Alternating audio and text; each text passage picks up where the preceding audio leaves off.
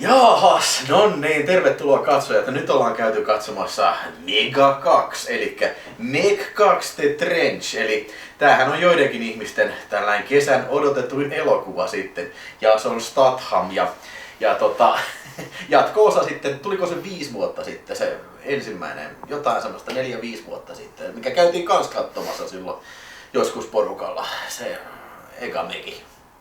Niin, Megalodon. Niin, Megalodon tai Meg ja sitten Megalodon, eli siis näitähän on paljon näitä, mutta se on ehkä ymmärrettävä. Joo, kyllä voi mä olisin niin halunnut tykätä tästä elokuvasta, mutta mä en oikein tiedä.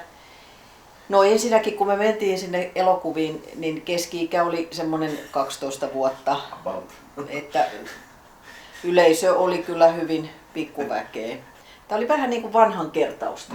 Siinä oli semmoinen pikkulikka ja vähän sen ympärillä sitten nämä jututkin vähän vitsit pyöri. Ja sitten mun mielestä tämä Statham näytti vähän niin kuin simpanssille. Että en mä nyt tykännyt kyllä kauheasti. Mutta mun täytyy sanoa, että mä en tullut niin vihaseksi kuin Mission Impossibleista. Impossibleista. Koska tämä ei nyt tehnyt semmoista niinku vihan tunnetta tässä, mutta ei tästä kyllä mitään semmoista kauhean niinku semmoista onnistumista tullut. No voitko sä selittää, mitä tässä elokuvassa tapahtuu, jos lähdetään siitä?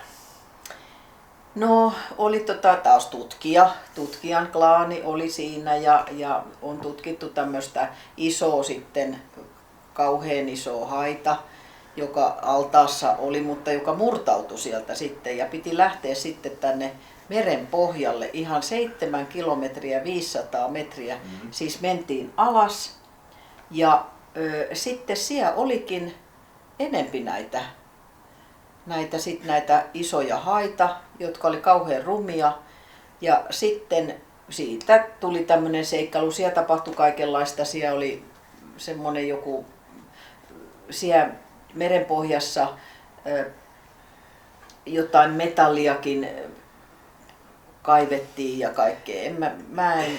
Joo, siis se oli hirveästi kaikkia erilaisia aineksia siinä alussa. Ja mä en oikein tajua, että mä en muista sitä ensimmäistä. Mä oon nähnyt sen silloin kerran elokuvissa, mä en muista. Saiko ne sen ensimmäisen Megi, mikä oli siellä altaassa sitten vankina, niin saiko ne siinä ykkösessä se? Ja ketä näistä hahmoista oli siinä ykkösessä? Mulla ei mitään muistikuvaa, paitsi Jason Statham. Ja sitten mä en oikein tajunnut, että mikä pointti siinä oli, että se pakeni sieltä niiden perään. Miten se niinku seuraa niitä? Kun ne oli siellä tutkimusasemalla ja sitten ne meni sinne öljynporauslautalle, niin sitten se hai karkasi. Ja kukaan ei ilmeisesti edes huomannut sitä, että se hirveän iso hai karkasi. Kukaan ei ilmoittanut siitä, että hei, maan kautta nyt täältä on karannut yksi helvetin iso hai. Kyllä, tässä oli niin paljon semmoista epäselvää. Joo. Ja oli sitten huiskittu vaan, tiedätkö, huiskittu kaikkia aineita sekaan ja onnea, että ei...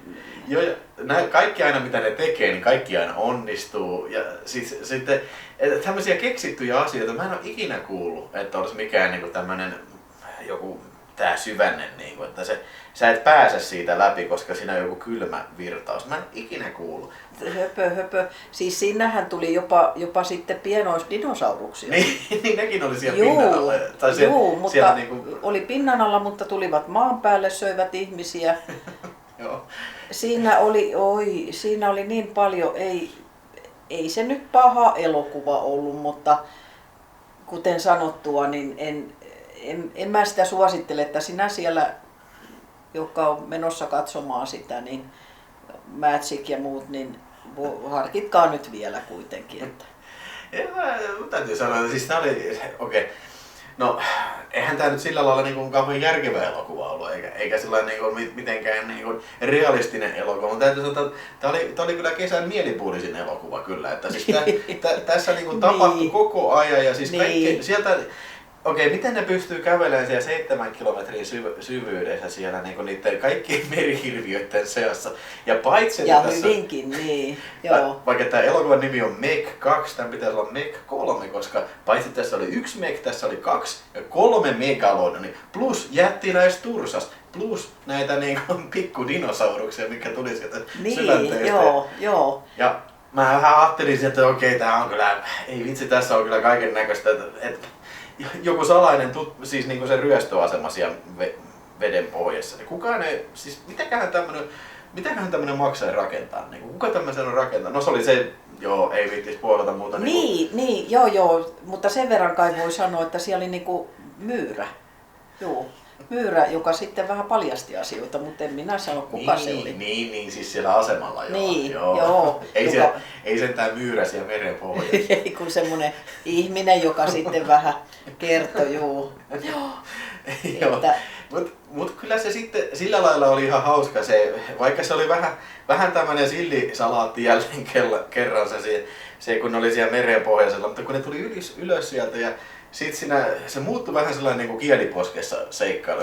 Niin, kyllä. Siellä se musta jäbä, millä oli se hätälaukku ja siinä oli iso pyssy mukana ja sitten se niin kuin, kato sitä niin vähän hauskuutusta, joo kyllä. Joo, ja varsinkin sitten kun ne menee sinne Hupisaarelle sitten lopussa, mikä on turistirysä ja kaikki kuolee huomattava määrä ihmisiä sitten kun nämä hyökkää nämä merenpohjan oliot sitten sinne, niin kyllä siinä oli sillä ihan hauska semmonen niinku rempsi ja kieliposkessa meininki niin. Kyllä. Ja täytyy sanoa, että siis jos nyt vertaa Mission Impossibleen tai Indiana Jonesiin, niin kyllä tää oli sillä lailla niinku hauskempi. Vai mitä jos sä vertaisit tuohon? No kun oli hauskaakin oli, mutta jotenkin niin tää oli niinku vanhan kertausta. Tässä ei ollut mitään semmoista yllättävää tai mitään uutta. Tämä ei ollut mun mielestä oikein semmoinen viihdyttävä. Ja mitä Statham oli apinan näkö? Joo, simpanssille näytti minusta. Joo, kun se on semmoinen oikein ja semmoiset korvat sitten, niin ei jotenkin kauhean sen. Mutta niin kuin sanottu, niin Statham, hän oli oman itsensä näköinen, hän näytteli Jason Stathamia. Se on sama hahmo aina se. Ja okei, tehdään näin. Joo, ja aina räjäyttelee ja siinä ei ollut kans mitään uutta. Mitä sä tykkäsit siitä, kun se oli niitä pommeja, se meni sillä vesiskootterilla siinä Niin kun mä en ymmärtänyt sitä, että se sillä ajeli vaan sinne merelle, olisi heti siinä kun se tuli niin räjäyttänyt, että se jotenkin siellä niinku kiihdytteli sillä vesikootterilla, että olisi heti tykittänyt ne. Hidastuksia oli aina joku heitä. Niin kuin Matrixissa. Joo. No Matrixista nyt ei voi puhua, koska se on hyvä elokuva. Niin. Mutta ja on Stathamilla on kyllä hyviä elokuvia. Ja on tykännyt, mutta tää oli vähän sellainen, mun mielestä Statham niinku takaa laadun yleensä. Niin. Mutta nyt tää ei kyllä ollut mikään laadukas juttu kyllä sitten. Joo. No heitä arvosana vielä joku 1–5. No mä kyllä 2 enempää tälle kyllä annan. Mulla nimittäin oli hirveän isot odotukset tästä, että sen takia mä nyt vähän oon niin masentunut, kun mä kuitenkin odotin tältä. Mä oikein hehkutin tätä, että nyt tulee hyvä elokuva. Mun mielestä tää oli typerä elokuva, mutta tää oli samalla tää oli hauskaa elokuva kyllä. Tää oli enemmän mitä mä odotin. Mä odotin sellaista tylsää ja tympeitä tällä, mutta siis hirveä vauhti oli kyllä koko ajan ja tällä. Ja helikopterit kaikki lensi ja räjähti tällä, niin minä annan tälle kesäiselle elokuvalle täydet 4 tähteä. Ville oli oikein siististi. Hei, kiitoksia kaikille katsojille. Tää oli tältä kertaa. Varmaan tämän kesän osalta tässä oli sitten Seistain mamma arvostelee ohjelmat, mutta kiitoksia kaikille katsojille, tilaa kanava ja kysy kommenteissa, jos tuli jotain kysyttävää kyllä. Ja me palaamme ruutuun sitten taas, kun tulee jotain hyvää katsottavaa, vai mitä? Kyllä, joo, totta kai. No niin, se on moro ja soronno sitten joo. Ja me mennään katsomaan sitten Tom Cruisen seuraava elokuva. Ei vaikka.